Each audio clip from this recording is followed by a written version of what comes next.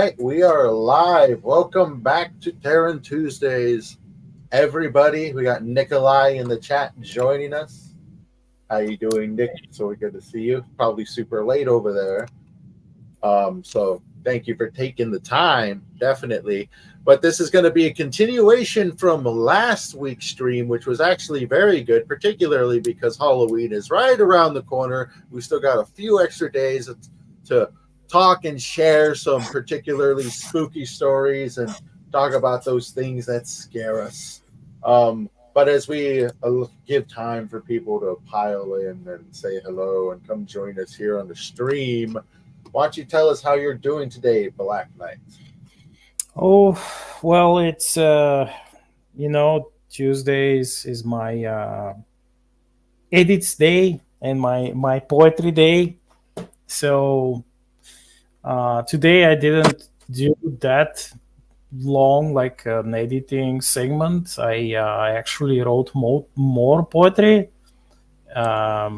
including the Terran Tuesday, like the traditional for Terran Tuesday these days, tanka poem, and a couple more haikus, because I had like I was tired, and I did as much work as I possibly could, and then I switched to the poems, and after that I rummaged through an archive of mine, which is full of different draft notes and such, and scenes, and possible dialogues and interesting stuff, which I call the cool bin. And I actually found a couple of things which would definitely help me wrap up a couple of projects. So basically that was what I did today. Excellent. I know it's always a lovely treat when you find a new tool or resource that could just take you that extra mile on a project, or get get a pesky task off your shoulders. That's for sure. But RH Snow, how are you doing today? How's your day going? How's your week been? And are you ready to dive into some more spooky tales and lore? Yes, I am. I am ready to dive into spooky tales. I'm hoping my internet will hold up. It's been kind of laggy here. I was watching you guys, and it would sort of hop in and hop out. That's why I was a little late trying to get it to set up, but we'll figure out something with it. Don't worry. We'll get. We'll. If I drop out, just hang on. I'll probably be right back on. I've just got to get it reset. Had a You know good how week it can this be up week. there. But yeah, it stopped me from getting a lot of my things uploaded this week. I had a video that it took me forever, just a little old minute video, but for whatever reason, it's kind of slow out here right now. So I managed to get that up, and I saw my cover for the new book, Caballeros del Camino. Really great cover. I loved it. Actually has what looks like an El Camino Chevy on the front of it. Wrecked out, of course. Yeah, with a nice Dia de los Muertos nod, with a Day of the Dead skeleton, and it actually still driving the El Camino. And I was really excited because D.S. Coleman, who is an author friend of mine, and actually I think he's one of my readers, I believe. I hesitate to say it because I think he is reading it, but I'm not sure. But he had just bought a red El Camino. Before I made the reveal of the cover, he said, "That's insane." He got an El Camino, and it actually was made in Arlington, Texas, and it's got the sweet like white leatherette hood sort of on it, and just really nice, or the brougham, whatever they call it, a little fake top that's on it. And so it was really nice. So I'm excited about El Caminos right now for whatever reason, just because El Caminos are such a cool car. And if you've never seen one, you need to see an El Camino. It is one of the best cars ever. I love it. It's really awesome. I agree. Fun. And for myself this week, I've been diving into a number of authors as I finally got my short story out last week just in time for that stream. And that was fun to work on. It gives me this small period to actually consume some media. and I've been taking in a lot of different authors, kind of Lovecraftian. I like kind of like, because I know Lovecraft. I don't know too much else of people who may write something similar to him. So I've been exploring that, and I've been finding a number of authors, and one that really stuck out to me that I've been reading a lot of. I read about 4 of his stories in the last 3 days. Is His name is Manly Wellman. Manly Wellman, and Oh, that's so cool.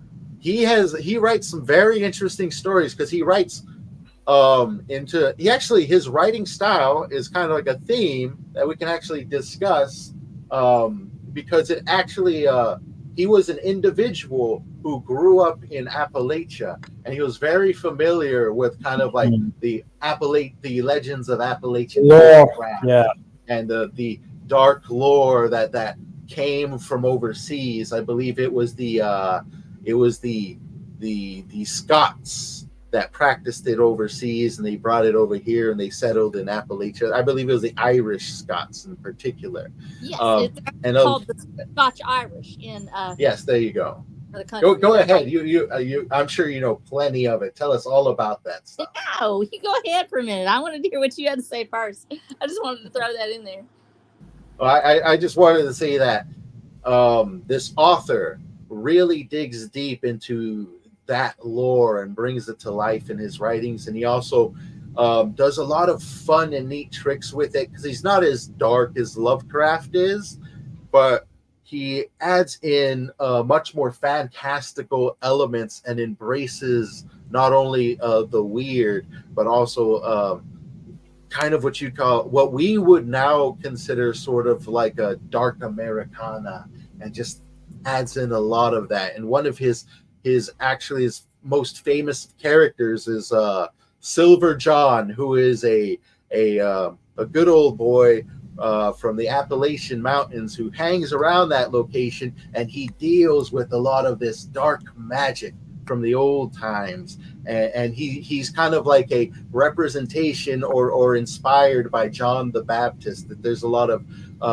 Christian symbolism in there as well, and it's this bard character who goes about and just deals with witchcraft or old gods and weird magic, and it's just a really lovely exploration of these various authors, or this particular author that you probably otherwise wouldn't hear. So I would definitely suggest him because he's old school pulp.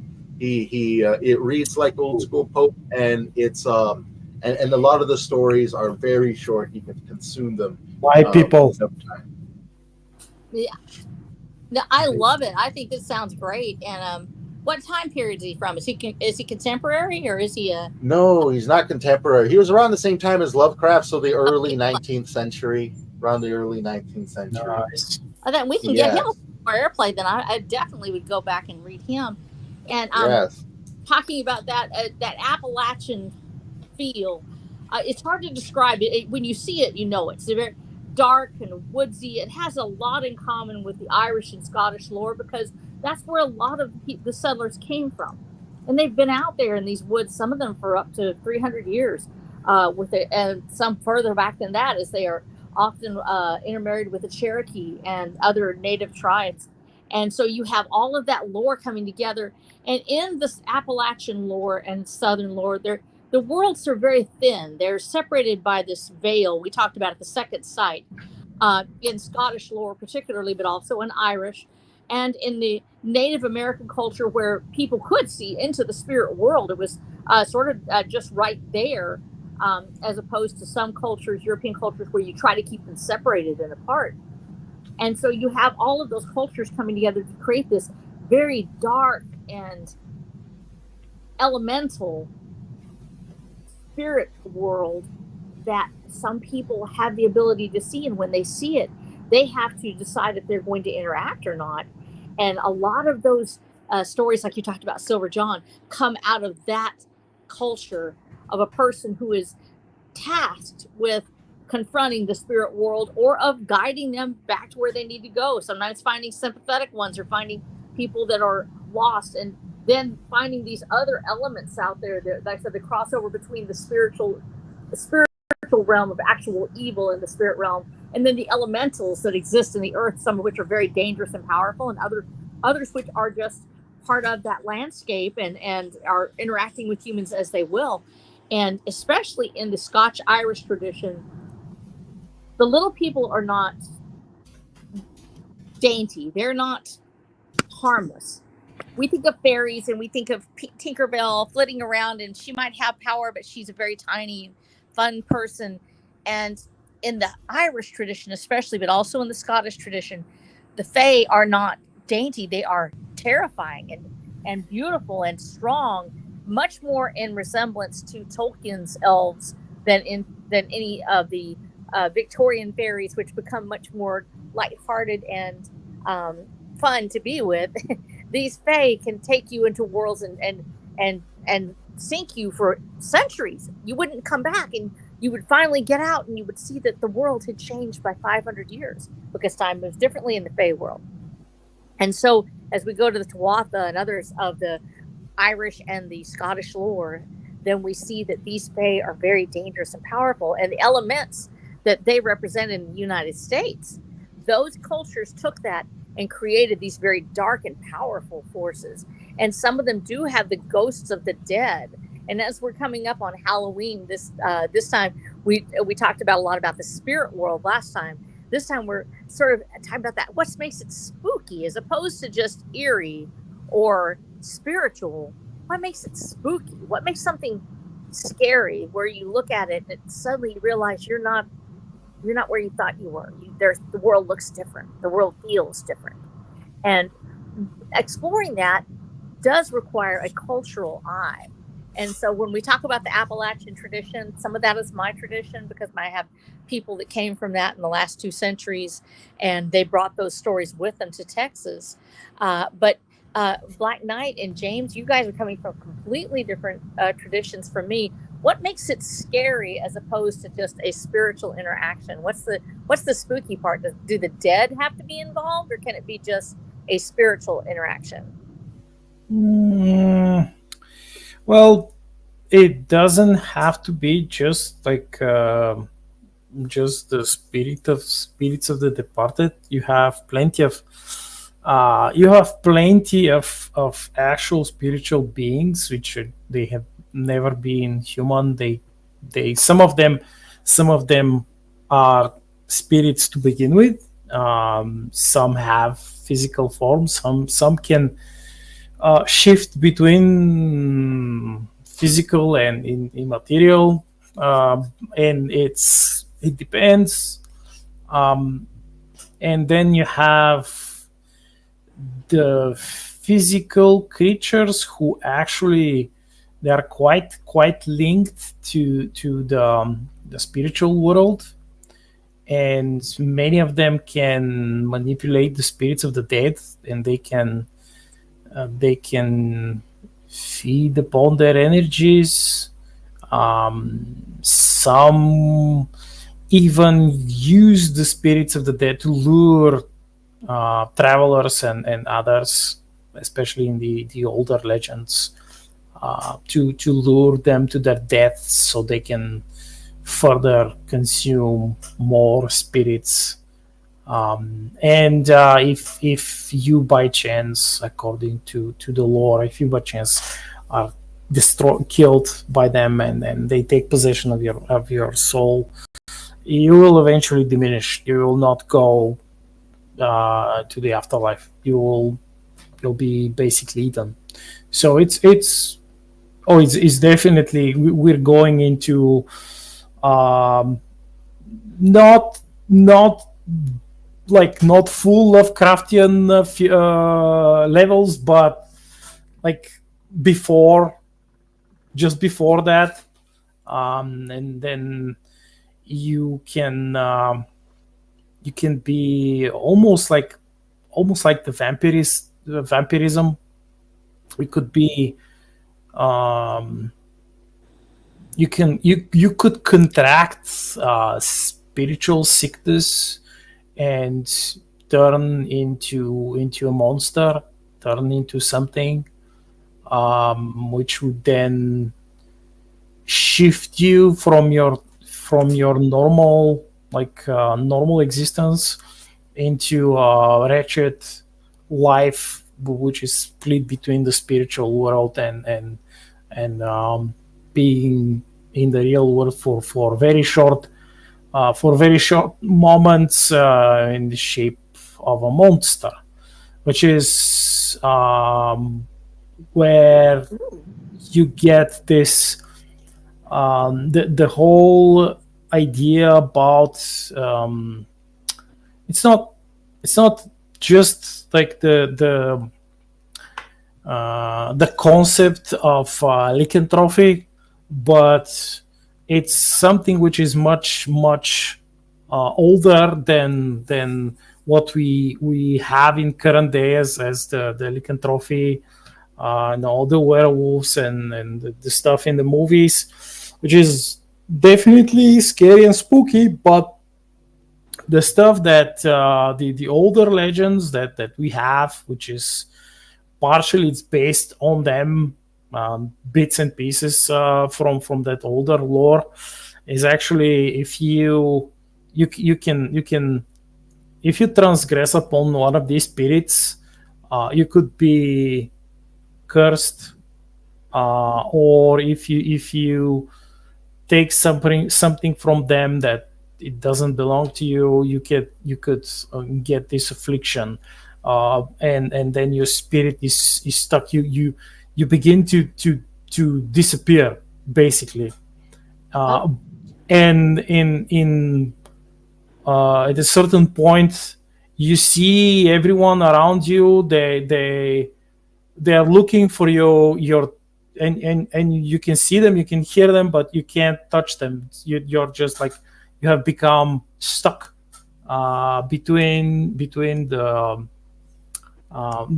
your reality and the reality of the spirits. And this is probably one of the most horrifying curses, because you will in some cases you will be there forever, like until the universe dies. And this is, I mean, this is, to me, this is probably even spookier, even scarier than becoming a monster. You're just there. You'll slowly go mad. Oh my gosh, that sounds horrible. It's like, And then you have like people who have heightened awareness, who have like a different sense, and they can see stuff. And sometimes these stuck souls, they can latch on to these people and maybe get back into our world, into like the material world, and from here they would ascend. They would go either to heaven or hell, and they wouldn't care. Like they don't care where they go. At least they will be somewhere else than be stuck in the and according to some legends, this is what limbo actually is. You're just stuck there. yeah, that lost, the lost spirits between the worlds, stuck. They don't know where to go, or they can't get out. No, you're just trapped. Yeah, you're trapped. Yeah. You can never leave. You're just there. And the idea that you would be, that you couldn't even reach out, you couldn't cry out for help or find your loved one. No. It's a terrible idea, James. Y'all have And anything you're like alone. You're, by the way, Snow, you're alone. Really? Just alone? You're fucking alone. Aw. There aren't even other spirits with you. You're just there. Oh my gosh, that sounds horrible. That is a terror of people, if you can imagine. And we are very tribal creatures by nature.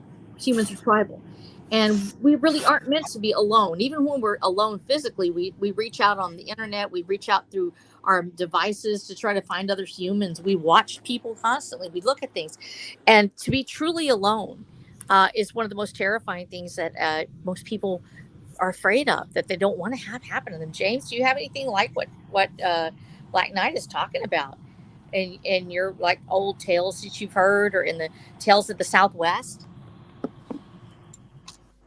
I'll say Tales of the Southwest, because I do like looking into a multitude of cultures, and I know being Latin, most people would think it have a natural sort of cultural understanding of Day of the Dead. But one aspect that a lot of people don't grasp within the Latin community is Day of the Dead is primarily a Catholic tradition. Yep.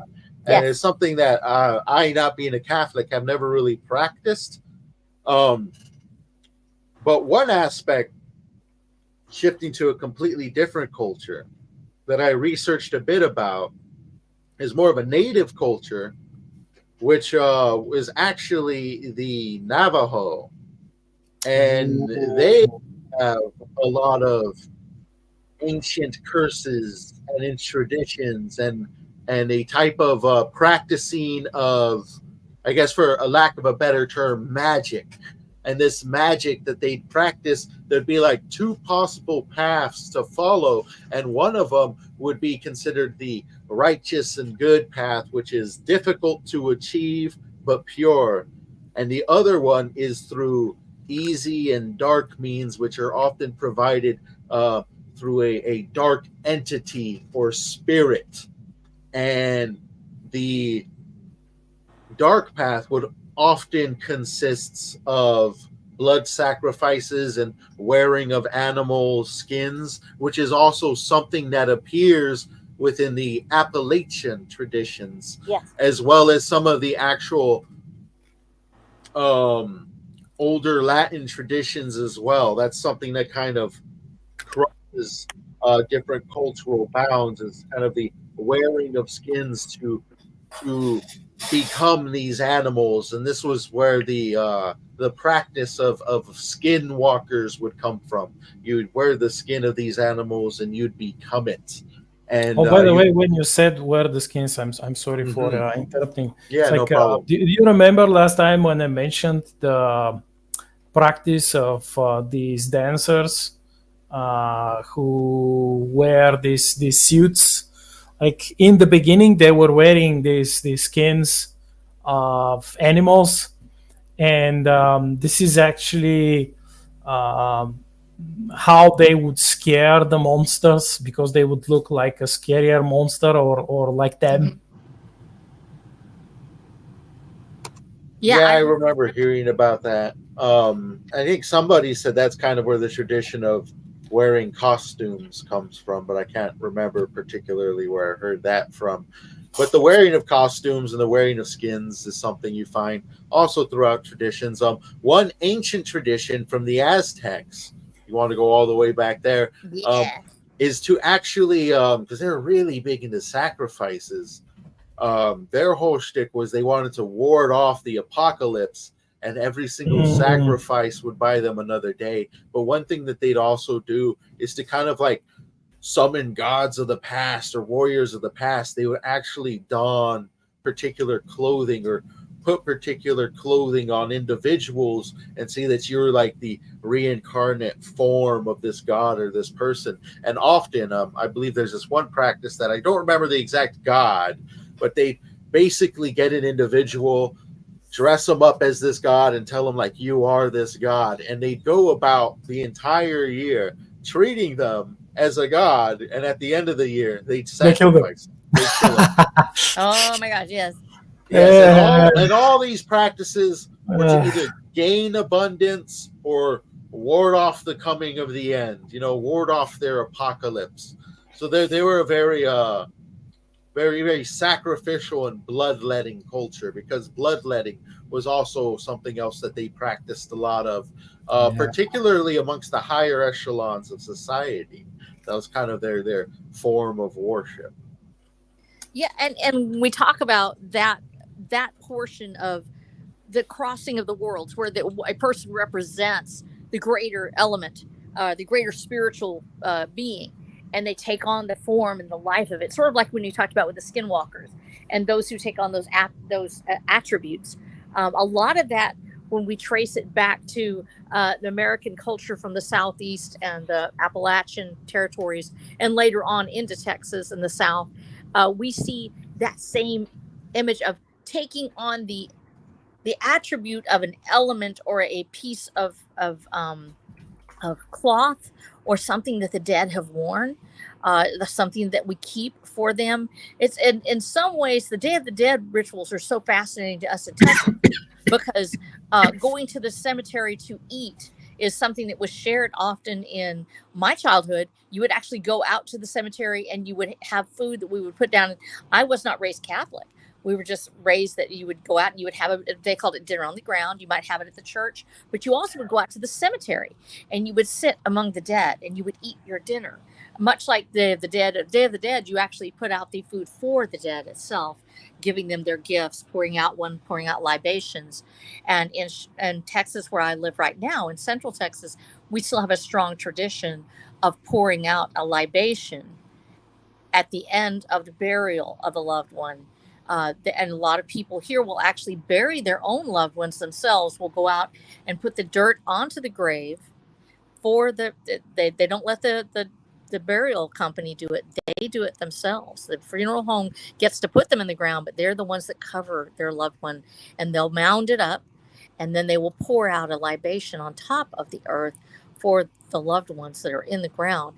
And so that idea of the spirit world being thin, and that there are certain times of year or there are certain places where it's the veil between the living and the dead is much thinner, means that also that there are other things out there that can be sort of hearkening back to what Black Knight was talking about, where people get trapped. They get trapped in another dimension. Particularly in Texas, we have a tradition of having the churches built on an east-west axis. And I know this is also part of European culture and a lot of the also native cultures of the Americas. So it seems to be ubiquitous. But our churches, especially the old ones, will be built where the doors, for instance, of our little church face directly west, and on the solstice, the winter solstice or the summer solstice, you can open the doors and the sun will come down the aisle and touch the cross on the wall. Well, this also harkens to the graveyard that is right next to my little church, which is now almost 100 years old physically. It's actually been in existence since 1881, but the building itself is 100 years old. And as that church is a compass pointing directly east and west on the solstice, so does the graveyard point directly east and west. And in our graveyard, we're actually a newer graveyard. It wasn't started until 1927. And so some of the older traditions, like scraping the earth or mounding the graves and lining them with little shells from the ocean, are not necessarily at my little white church in Shiloh. But we do have the tradition of having the graves all face east. The reason why is so that when the dead rise up from the graves, that they will be facing towards Christ if they were buried and believed to be holy. However, a person who had died in their sin, let's say a man who was died in a shootout or something like that, an outlaw or a gangster, would have their graves facing north and south. They would be at the edge of the graveyard and they would be facing north and south. This was to remind them that when they were risen from the dead, that they would turn their head to the north. They would not be facing directly towards Christ. They would turn their head and remember that they had died in sin and then ask for forgiveness before ascension. So when you have a graveyard set up like a giant compass, and it's laid out in such a special way, there also are times of the year where people believe that it's not quite as distant from us as some people believe, that it's not just you're dead and you're gone, but there's a special connection with the graveyards. We have them, and I know they're also common in Europe. We have what's called a lich gate. It's an LICH, and it is designed to keep the dead from roaming. It is usually an arched gate or something that denotes the boundaries of the graveyard. The graveyards are almost always fenced here in Texas because we don't want the horses and cattle grazing on top of the graves. They're not allowed to walk between the graves or to eat things there. And the dead are afforded their privacy and their luxury. But should you disturb them, you must always have a spirit of goodness in your heart. And when you don't, when you're just having fun and you're young and you're running through the graveyard at night or whatever, and it's spooky and it's scary, you run the risk of having someone become upset. And especially those that are not resting in holiness may come back to speak to you about it. And it was one of the things that we always like to do at church. We would take our children out, and on the holidays, especially after our homecoming, we would go out and we would talk about them out there. And upon occasion, when we had a sleepover at the church, we would walk out amongst the graves and talk about the people that were there at midnight. And I remember one time as we were walking between the graves, and we always tried to be respectful, but the kids would be laughing sometimes and they would be talking to each other. And a wind out of nowhere would arise, and you would hear the trees whispering. It would sound like voices from another place, another dimension. But so many of these children, that was their grandparents or their parents, their own people. And so when they would hear it and you would feel this cold wind rise up, you know that you were getting too talkative out in the graveyard, that you weren't there to just share the food or something, but you were being irreverent, and then it was time to get right. Because somewhere out there, this would call the spirits back from this place. And this is not necessarily a Christian belief, because in Christ, of course, that's sort of left open in Scripture whether the dead are presently with Christ or they will be with Christ after the coming. But there's still that belief that if you do the wrong things, you can awaken the dead. And that is a very, very troubling thing. And so still to this day, those beliefs are there. And as you walk among the graveyards and you see the places where people have eaten the meals, and a place called Lost Prairie, and I actually wrote about it on my Substack, in the summer, the watermelons grow between all the graves.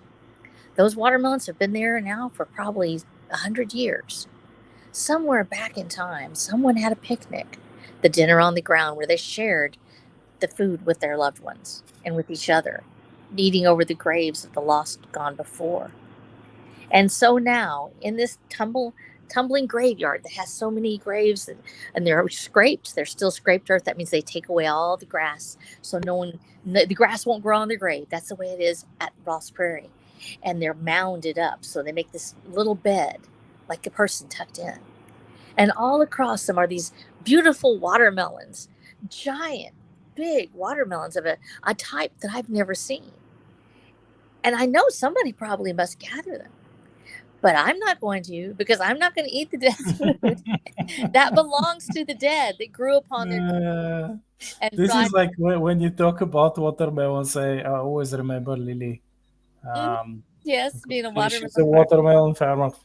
Yeah. But I thought about that too. It's like they're beautiful watermelons. We call them rattlesnakes. Are they elongated? Yeah. And they're absolutely, but I'm not touching them because that belongs to the dead, and that belief is still there. And the graveyards are a very sacred and at the same time a very scary place if you aren't careful, because they say that those who are lost, lost actually as in spiritually lost, may still come back seeking help. And help is one thing, but you don't want to awaken the dead. Yeah, it's we have like a lot of lore, especially in the Orthodox Church, about the graveyards and such, which is something that it's similar. You have these like different periods of time after the burial, and it's quite. I mean, it's not just the Orthodox. It's spread across most of Europe. But what you mentioned, like that the spirits where they actually are, it's like there is part of that lore that says that until I think it was like 40 days, they're still there, they're still down there, and they don't know they're dead. And after the days passed, like 40 days after the burial, I think they get picked up, and either the devil picks them up and drags them to hell, or there is an angel that picks them up and then lifts them up. So that's part of the lore. And then of course the graveyards here, they are many of them are quite old, and You have some shady practices where they sell and resell one and the same parcel to multiple people because they're grifting. They are they just they're taking money. And But what happens if two of these people die at the same time? What happens if three of them die at the same time? What happens if five? Because there was like a case where one parcel was sold to 53 different people, and no, I mean not all of them died, but like I think two or three died at the same time, almost at the same time, and it was discovered, like the grift was discovered, and the people were in charge were kind of they tried to pay to bribe their way off, but it didn't work, and so they decided to run away. And their car kind of flew off the road and down a ravine, and then onto another road, and then it ended into another graveyard, and they died. Oh my gosh! So Yeah, for real? that was, yeah, that I mean it happened before I was born, but I was told the story by different people. It was always the same story. So uh, they even had like an old, really old paper, like from, I think, was it 60 something? I forgot. So of course, the graveyards, most of the graveyards, especially those in the cities, they have the um, fences and doors, but it's it's more of a, Eastern European tradition about like the zombies and the vampires. It's so that even if someone gets up, they can't exit the graveyard. They would stay there, and then in the morning they would return back to their grave.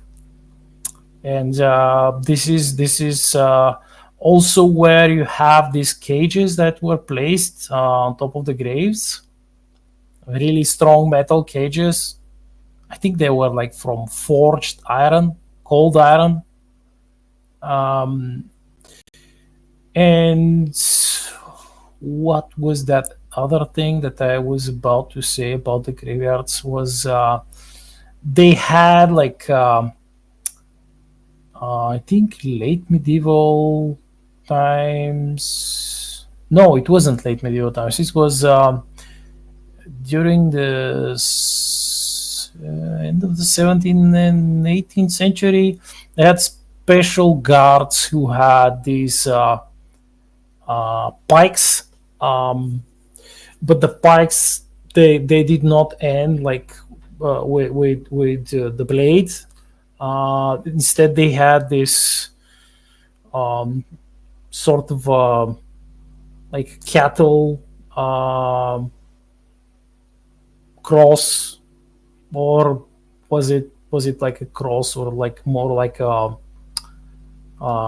U, which these guards, they would patrol the graveyard, and they would get paid well, and their job was if someone would rise, like start to roam around the graveyard, they would push him or her back in the grave with these long spears. They would just like force them inside, and yeah. That is absolutely terrifying.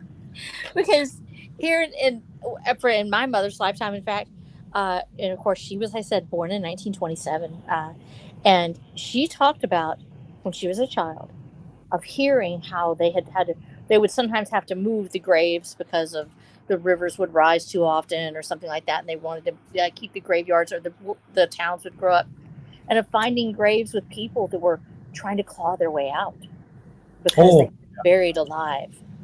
And these people, of course, may give rise to some of these tales of the dead rising. As we know now that people can get very sick. They sometimes will go into a coma and they may not seem like they're alive. And for people that don't have the technology to find out if someone is, technically dead, if they stop breathing, stop having their heartbeat, if you can imagine how terrible that is.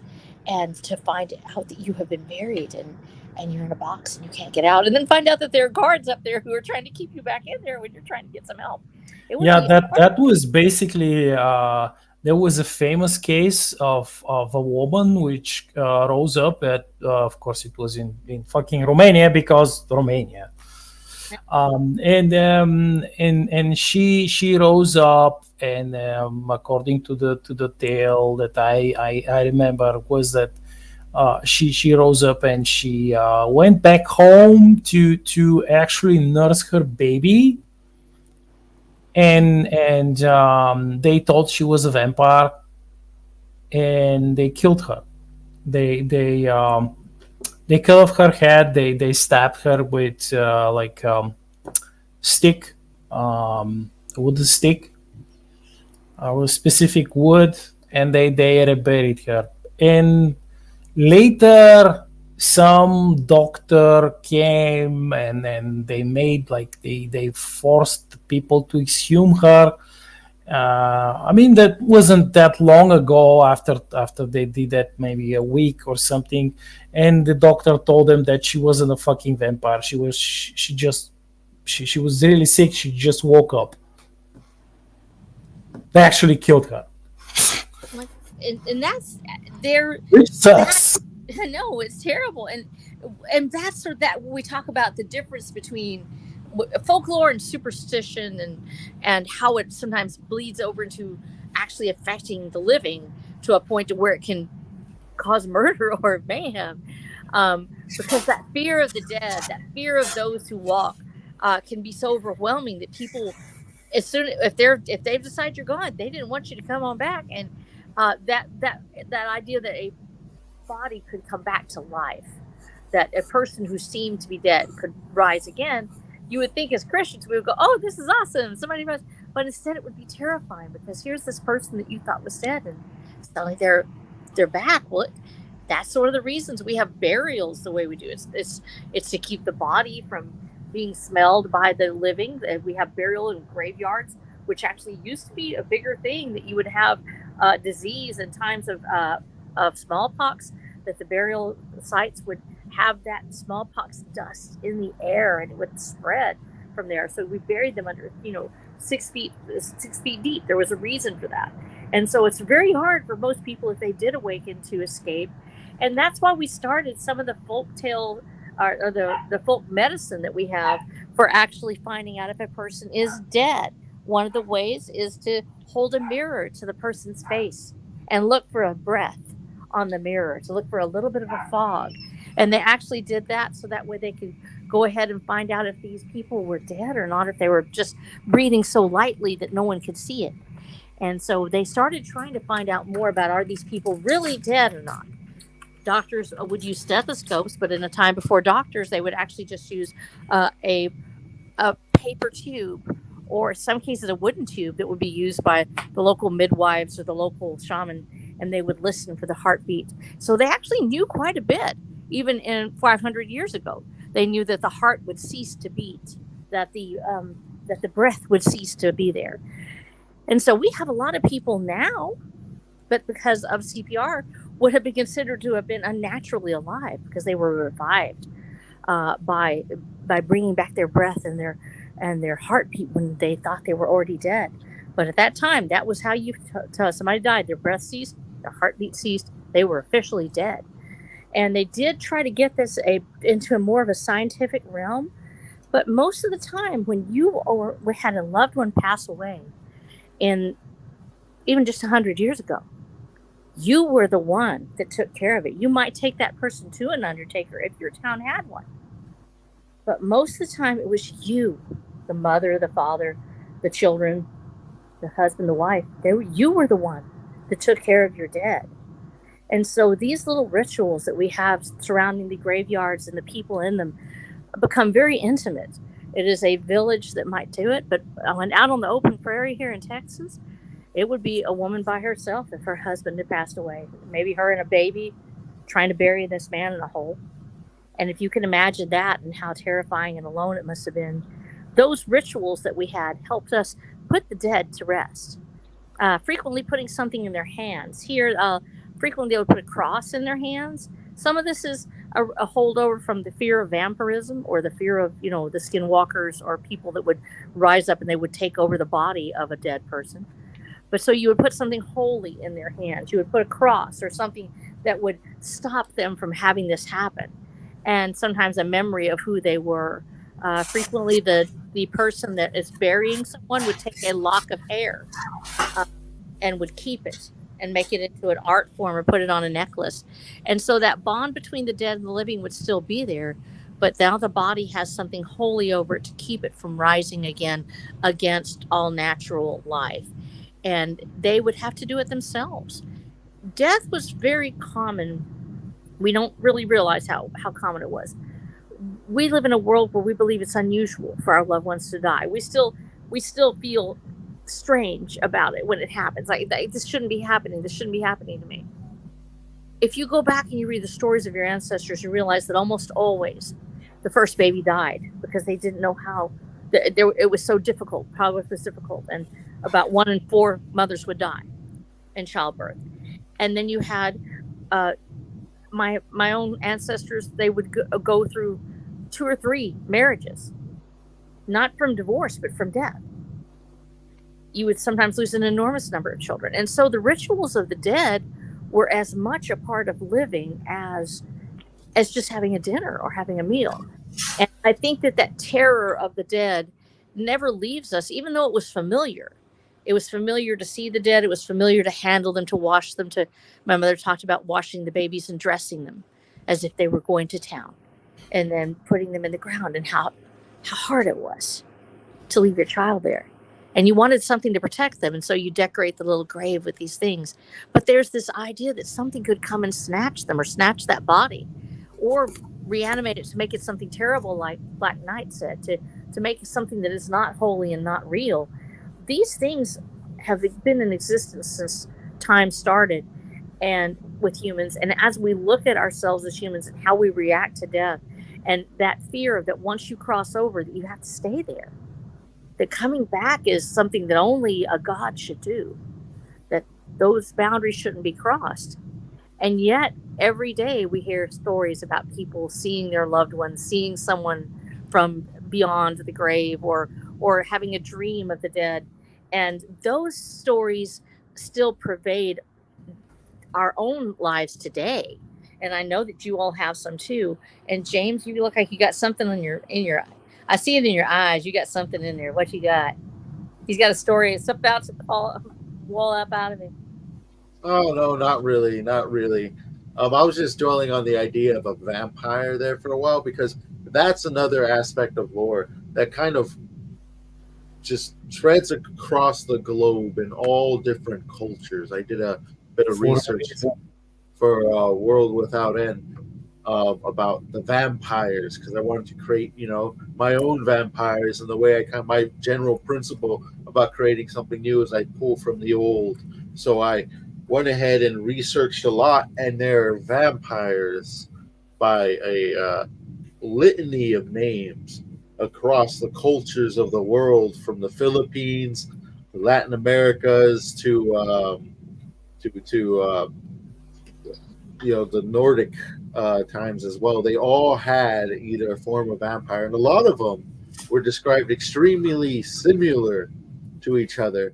And Black Knight, I know you probably know a bit more about vampires than I do. And he said there's reasoning behind that. You'd like to share about that? It's like in in the study of legends, especially in like world legends that and myths, lore, folklore, there are a lot of quite similar. Like you can even say that it's eerily similar. How close, and maybe let's say, of course, the creatures or spirits are they are called.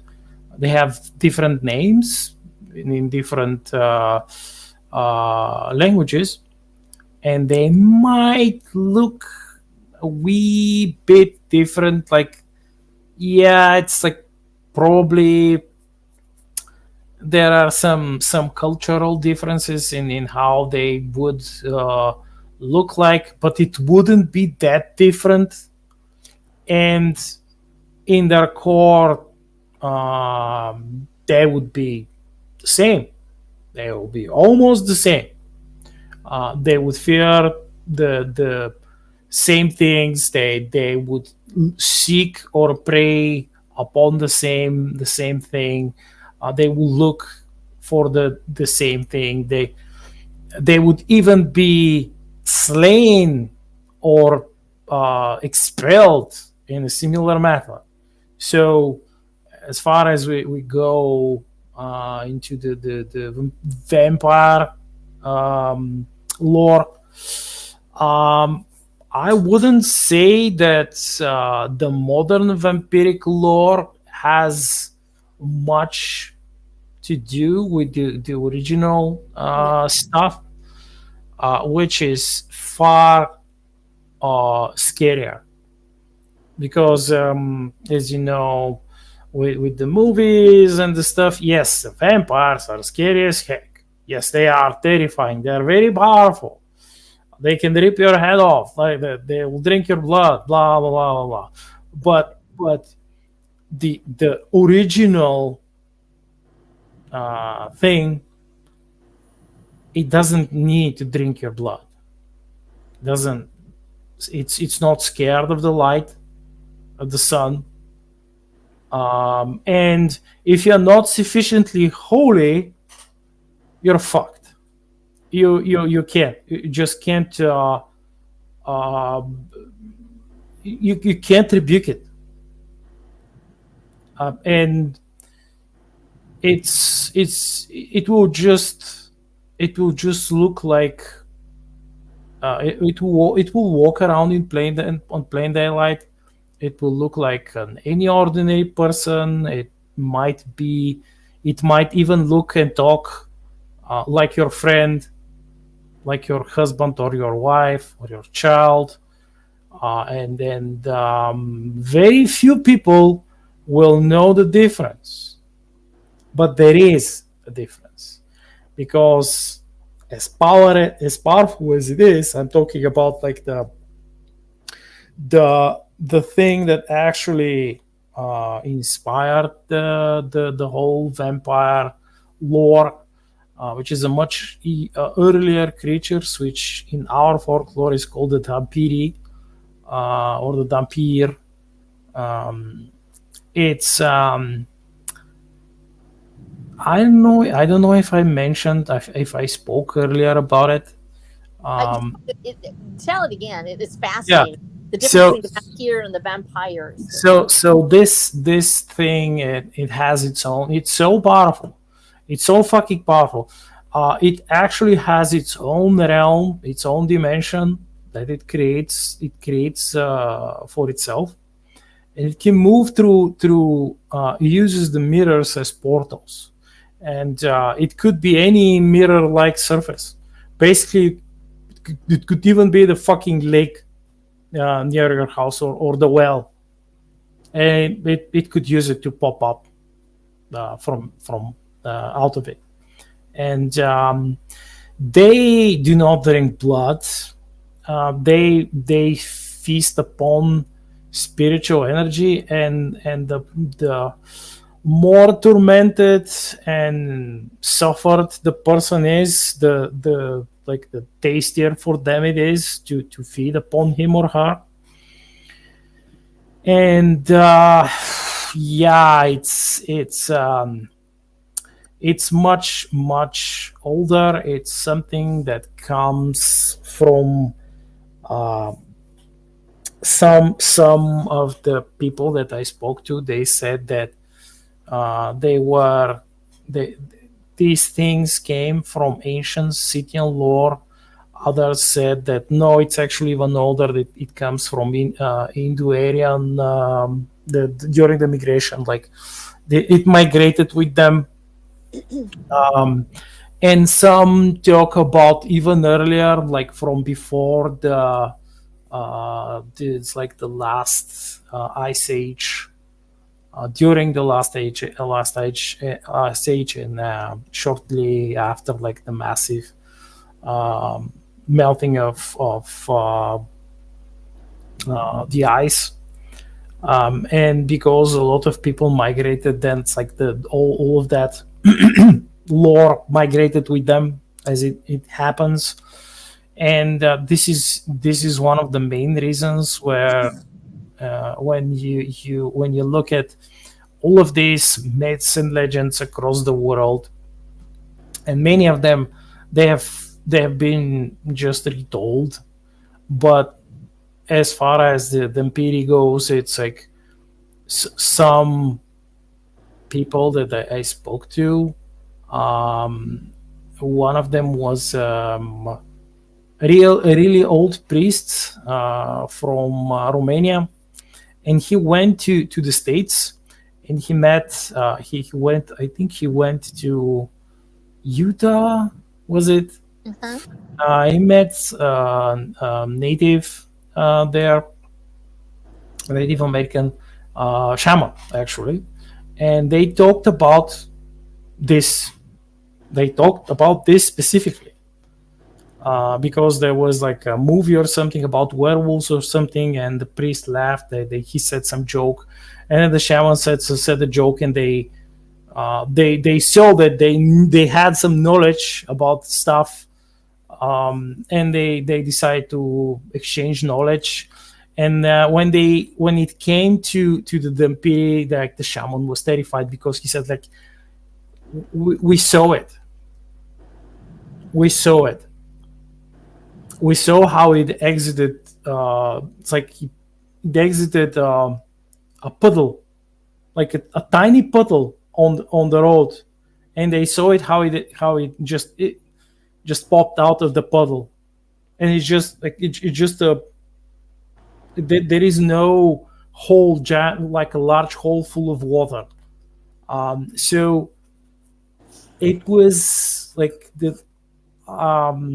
he was really old, and he said that they had their own name for it, but the creatures were basically the same. Their abilities were the same. What they did was the same. It's just that the Native Americans, they usually do not speak about these things, even um, when it's like a more well-known legends, like the stuff about the skinwalkers, because it's been popularized by media and stuff. That's why we know. That's why we know. But if it wasn't, we wouldn't have known if unless we were part of one of the tribes, and we probably knew the shamans or something. I don't know. That otherwise we wouldn't have known. They don't usually talk about it. We have a question right here Ooh. when referring to the cultures. So the Yamana culture, yes? Oh, your Or- mom does, yeah. I think that one was towards you, Black Knight. I don't know. Well, the priest didn't say.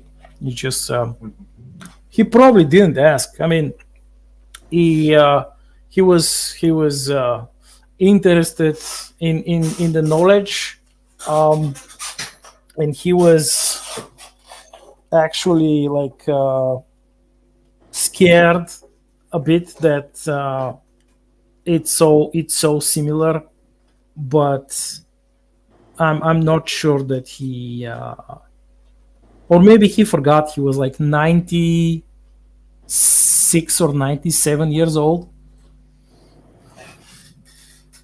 I'm not sure he remembered, like even if that man told him.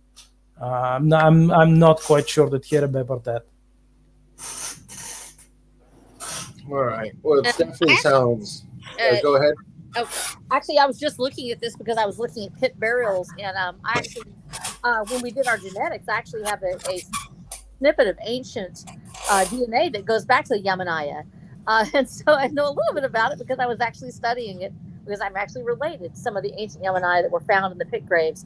And this pit grave burial seems to have some roots in the Neanderthal burial as well. They both have a lot of similarities. They're curled into a certain position. They are frequently in the Neanderthal that we have found. They seem to be have like a head resting on an arm as if they are sleeping, and curled up. And they were. We found in one case where there were actually pollen in the grave, suggesting that they had been buried with flowers.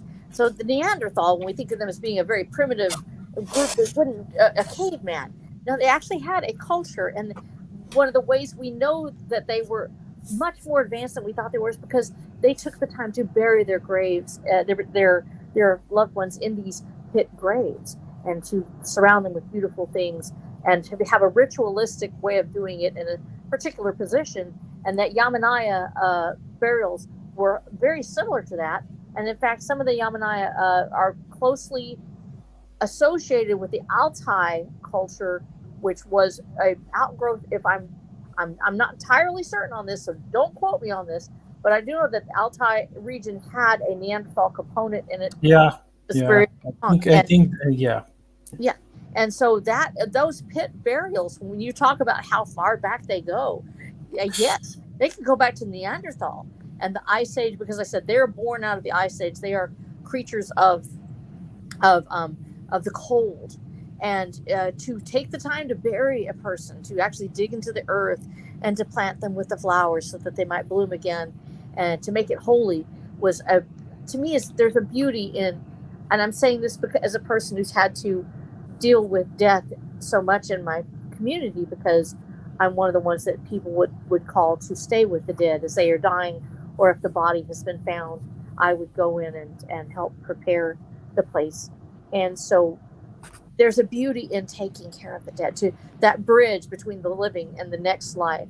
And when it's done properly, people believing that it would help those dead to rest, to give them grace. This goes back so far. We're talking into a time before we think of modern man. This is the Neanderthal before they interbred with the Cro-Magnon, which is now what we consider them to have done. In all honesty, we know that they did interbreed because I have one of the highest concentrations of Neanderthal DNA, in particular, it's actually at 23andMe. More than 99.9% of the population, I have a very high rate of Neanderthal, and I'm not sure why. I don't know.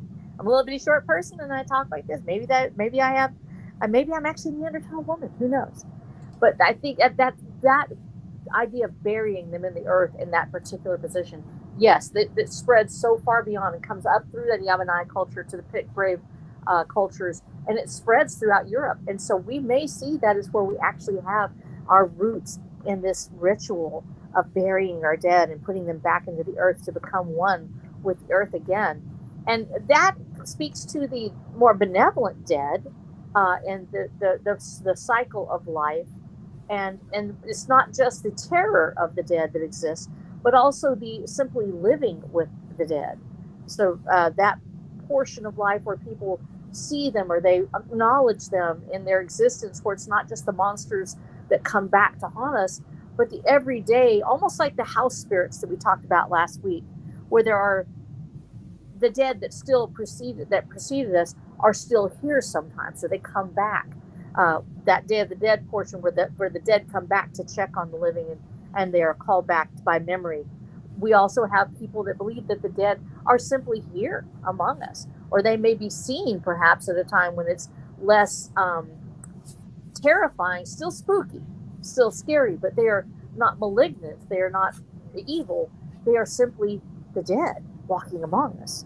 And do y'all have because I actually have a tale about that, but I wanted to know, do you all have similar tales of that, where you are, of the dead just being a part of the living culture, where they sometimes slip in when you're not aware, or you look up and you see someone you saw before? Does that happen in other folklore, or is that more of a southern, southwestern thing?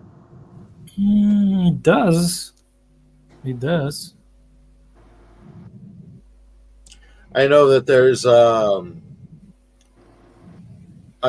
lot of old school Catholic traditions in the Latin culture that definitely kind of I don't want to say invokes the spirits of the dead, but definitely kind of pays homage and tributes to the dead. So in a sense, they would be kind of among you. But I don't know like I don't have a deep enough understanding thereof to really say much about it. Yeah, the idea that in a holy or a spiritual setting that the dead can come back, not as the evil dead, but instead as just the pageant of life, the circle of us being born, living here on this earth, dying to pass into another life. That sometimes where that fabric becomes thin, that people will see the dead that went before, they will see a memory of something.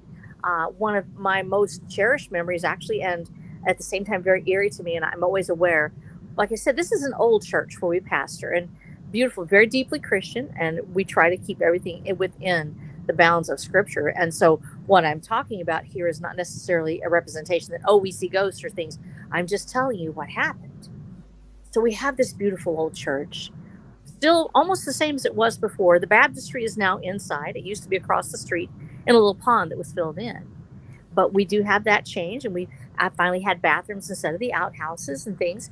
But it is still the same building, and in fact was built from the original parts of the old church that was built in 1881 and was brought across the street. So these are old timbers and old bones of the church, and it resonates with the spirits of those who have gone before. When you're singing, sometimes you'll hear others singing when there's no one there. Sometimes you'll be working down in the basement and you'll hear the piano playing, even when no one's there. But it's not malevolent. It's not an evil thing. It's just the memories and the beauty of the spirits that were there before, the songs and the memories of love and life in a small country church called Shiloh. And so as we were having our Christmas candlelighting ceremony, and we do this every Christmas, and we come down and we light the candles and we sing all the old hymns all the way through if we can. We try to sing them all. In the dark, of course, we have a few candles lit, and they're against the wall, and we light each one. And we tell the story, we tell the Christmas story as it was meant to be told from the second chapter of Luke. And as we sing the final words, then we set down our hymnals and we just gaze into the darkness and look at the candle, that one candle that burns, and the darkness shall not overcome it. And I noticed one of my youth, he was sitting there and became very pale and quiet. And I assumed that he was just in that deep moment of spirituality, of being where we were. And everybody's crying in the pews because it's a beautiful ceremony, and you can feel the love that was there and the love that will be there. And this is a place where that veil between us and that spirit of God is breached by that love.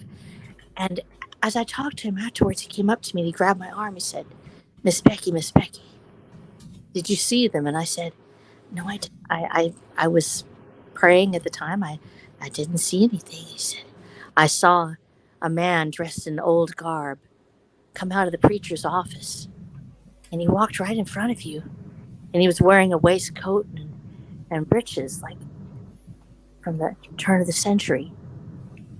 And he walked down the aisle right past me, not looking to the right or the left, but just walking down the aisle, singing along with us as we sang, and walked out the front doors.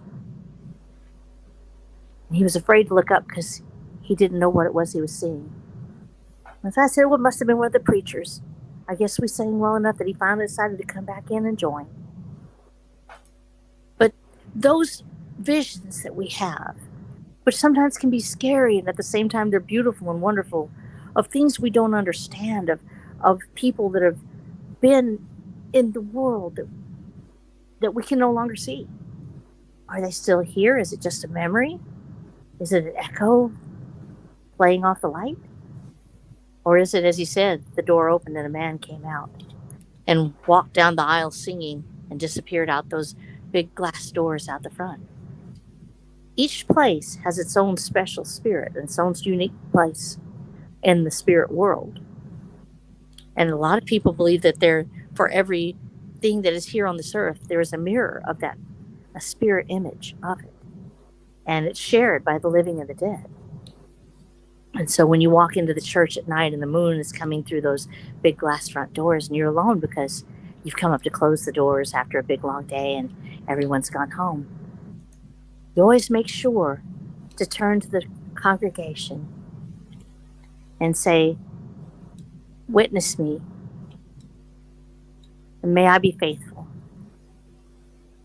And when you go out the door at night, always make sure to say to the cemetery as you leave, good night, little sleepers, because there are many, many out there that I've known and loved. In some places, the veil is just very thin. Not a bad thing, but definitely something that is there, if only you have eyes to see it.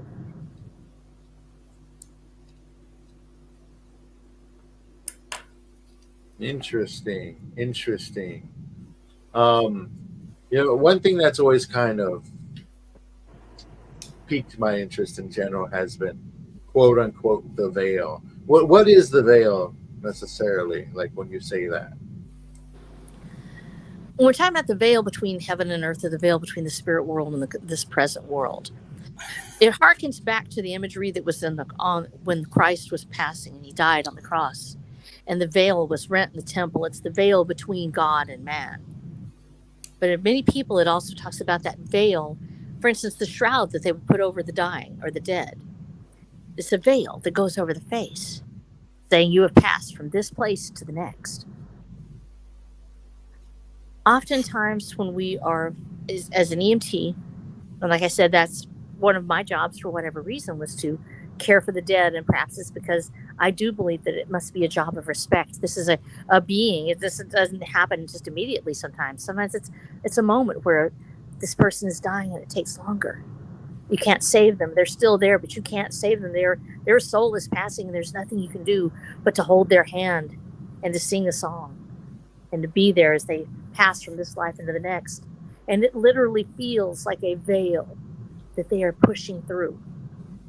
Something that happens where one minute a person you have loved or have known or are caring for is there and they're no longer here. They're just gone. Where did they go? They passed through the veil. And sometimes we can see a little bit beyond it. Sometimes we can see a little through it. That light on the other side. That gleam in the darkness that only they really know what it is. But we're still on this side and they're on that other side. And when you do that enough, you begin to realize that, yes, there's so many things we really don't understand.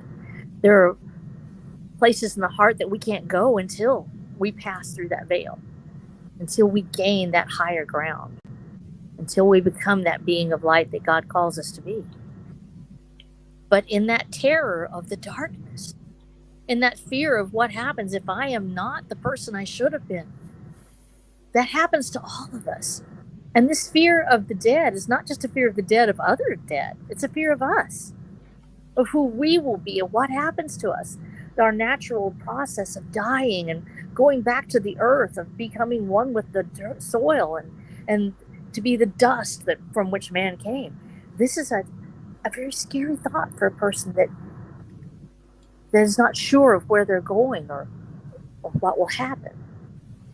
And so these stories and that veil, that thinness of the veil, it's just part of our life. It's who we are. We try to cover it up by not thinking about it, or we send our dying to the hospital and we don't go visit. I've known people that actually would not visit the dying because they were afraid. They didn't want to be in that room when grandma passed. They didn't want to be holding her hand because they were afraid, because death is so scary. But it comes for us all eventually. We all must face it. That fear is there to remind us that we too will have a day when we will cross through the veil. And our terror and our wonder at it can be turned into something beautiful and mysterious and glorious at the same time. It can be that vision of the preacher coming out of the office in his glorious coat and singing down the aisle.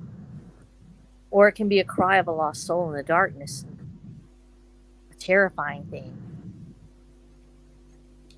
In the end, well, all we can do is affect us and pray for those we love who have gone before, and even pray for those who are lost. In fact, in many churches, including the Catholic Church, there are prayers for the lost, prayers for those that are stuck in that purgatory, that limbo of between heaven and hell, between the planes as they exist. But for each of us, in the end, we have to deal with our own mortality. And that's why this holiday, this celebration to me is so unique. Even from a Christian perspective, I've never celebrated it as a celebration of evil. Some people really go all out. They put devils and witches and everything up. I have always loved to remember that death comes for us. It's part of who we are. It is our life. It's our existence. And death is an angel. And it's spoken of in Scripture. And in fact, when my mother was dying, and I kept her with me, I kept her in my house because we were able to take care of her. We were studying to be EMTs, and we had visiting nurses, and then she was on her way home.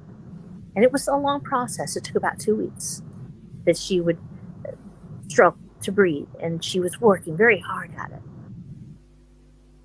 And she asked, "Who are they preparing the funeral for?" And I said, "Mother, what are you talking about?" She said, "No, there's someone lying in bed, and I can see them, and they're preparing the place for them." And I told her, I said, "They'll be okay. Trust me. It's all right." But as I sat in that front room, listening to my mother breathe, and my son was next to me, and I said, we must prepare ourselves because death is coming. There is a mercy for a person who struggled so hard, that each breath is a battle. Someone is coming to carry her away. And my son looked up, and the door to the house, the front door, opened very slowly. It was not a wind. There was no wind that day. But it opened slowly. And then it shut.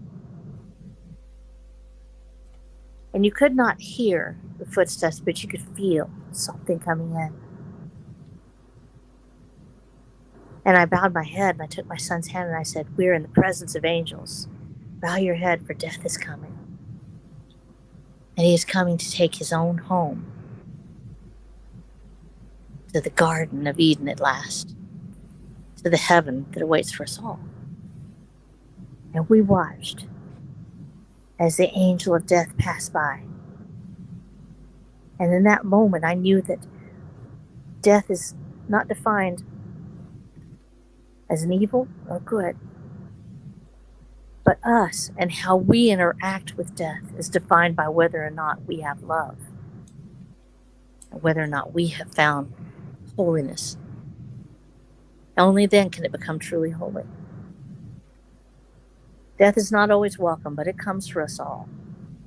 And in this holiday, when we remember that moment and we remember what will come for us, we have a chance to confront our own mortality and our own fears and deal with it in such a way that maybe we'll be able to cross that veil with our head held high and our arms wide open, holding our arms out to the angel that comes for us at last, and not be afraid.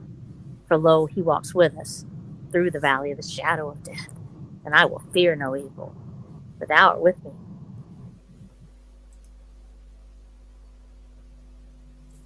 Powerful, definitely powerful. Black Knights, do you have anything to add on to that magnificent speech there?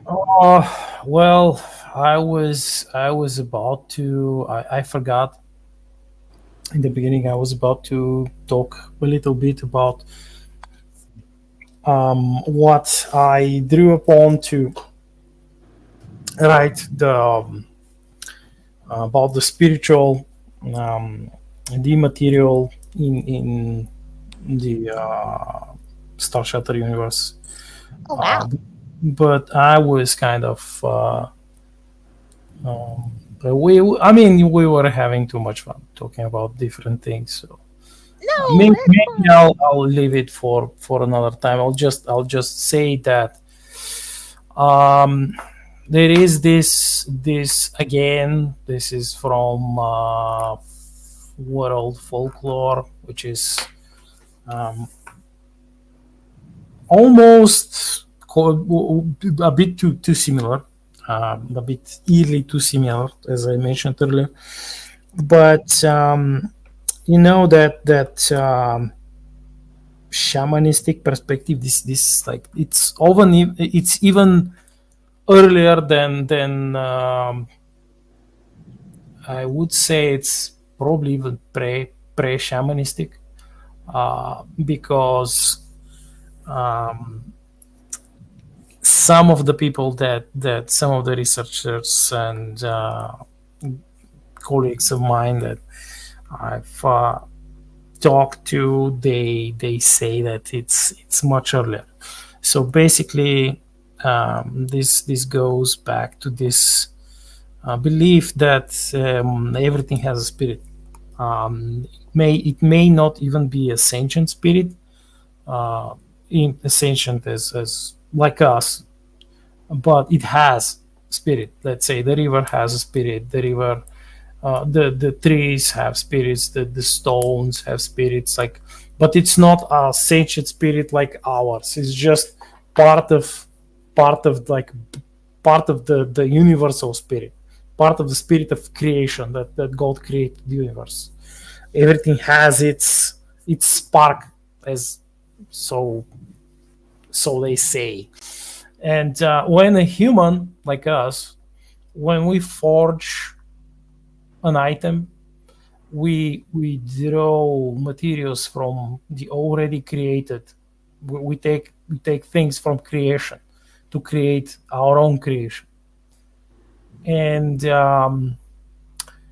in some cases, in certain cases, we uh, through our emotion, through our devotion to our craft, and this and that, we may end up imbuing that item, that our creation that we made with so much love or hate, let's say. We may imbue it Mhm. with part of us, and it could become like an actual spirit, has an actual spirit. And Oh my gosh. this is some of the earliest legends that talk about items which are possessed. In most cases, these were like the items for murder, weapons, Oh my and gosh. even armor, and then other items, things which we use in our everyday life, which back then items were considered almost sacred because they were so hard to make. Let's say now, if we break our glass, like we will go to the dollar store and buy 10 glasses. Back then, no, you don't have a dollar store. You have to create it with your hands. Like you have to make it. Yeah. And those who made stuff, they were considered magicians almost. And so when you have this, let's say this bowl that you cook your food in it, you you eat from it, and it's considered sacred. It your great grandmother may have cooked in it. Oh my gosh. It's exactly something like that. And this is why when they buried the dead, and they gave them these items. It was such a big deal because these were ancient items. In many cases, these items that modern day archaeologists are just like, nah, this is just like burial goods, haha, burial goods. No, no, you fool. This is not just some mere thing. This is something that has lived together with uh, who knows how many generations. And then it's an act of great devotion and great love for the deceased, that when they bury him or her, they leave these items with him or her. And I'm not even talking about a much later practice where they began to kill people and bury them together with some high noble, or like one of the first really powerful kings and queens and priests and priestesses, and they had to kill animals and they had to bury them with like a bunch of stuff. It's already, this is like the perversion of this original much nobler and holier tradition that they had. And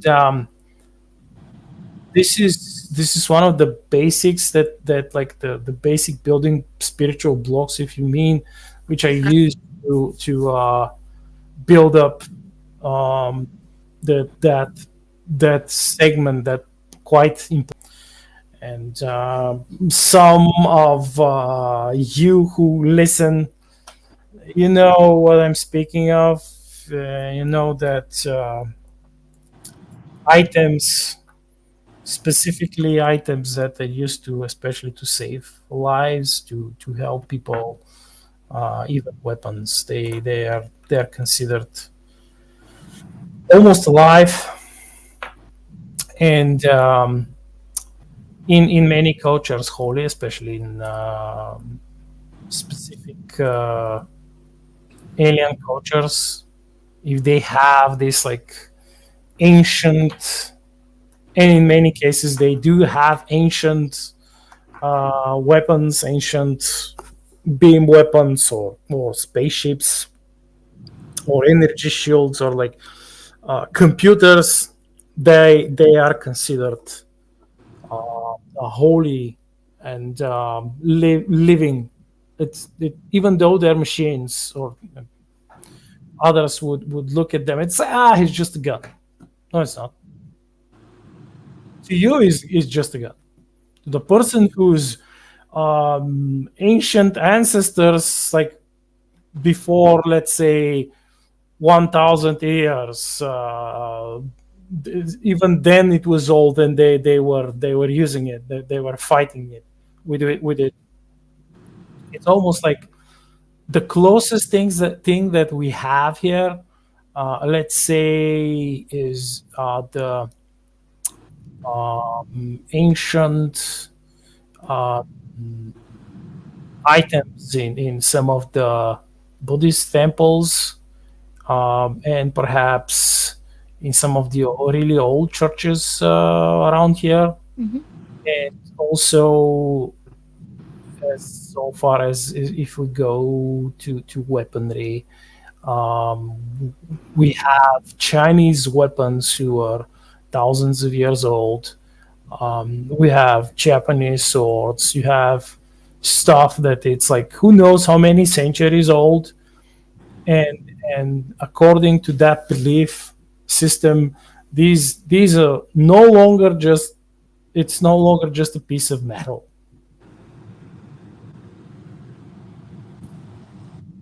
That's what I'm going to say. It's not that, it's not everything, but we don't have any time left. It's Yes, imbued with the spirit. we could probably expand upon that in a later stream, because that definitely touches on, like, I guess what you call the archaic, the arcane in a sense. I, Um, but we've run out of time, and we want to respect everyone's time, so we're going to go around. the circle real quick. Let you know where you can find everybody. If you liked what you heard, please subscribe. And if you're re-listening to this, please leave a comment down below. Let us know what you'd love to hear from the various authors here. But let's start off with you, Snow. Where can people find your work? People can find me at watcherthedam.com or at flow.page/rhsnow. That's flow.page/rhsnow. Both of them will take you to my Amazon pages, and the Flow page will actually take you as well to my Substack, where I have just my musings and writings and other things. And of course, I'm writing my series, Watcher of the Damned, waiting for my Caballeros del Camino to come back from line edit, and we will be out to publish. And so we're having a big time with that. Just got my new cover in. I'm very excited about that. And we'll be revealing that probably in the next week. And just wanted to say I love you guys so much. This is such a great conversation each week. It's very deep, very thought-provoking. And I get to talk about stuff I usually don't get to talk about anywhere else. So, and the chat's always so helpful. I go back and I look and like, oh my gosh, there are people here, and they say intelligent and wonderful things, and I love all of y'all. So thank you so much for listening. And if you're in the future here listening, we love you guys too, and hope you got something out of it. And just let you know that we care. So leave a like and say howdy to us, and we'll say howdy back. All right. How about you, Black Knight? Where can the people find you?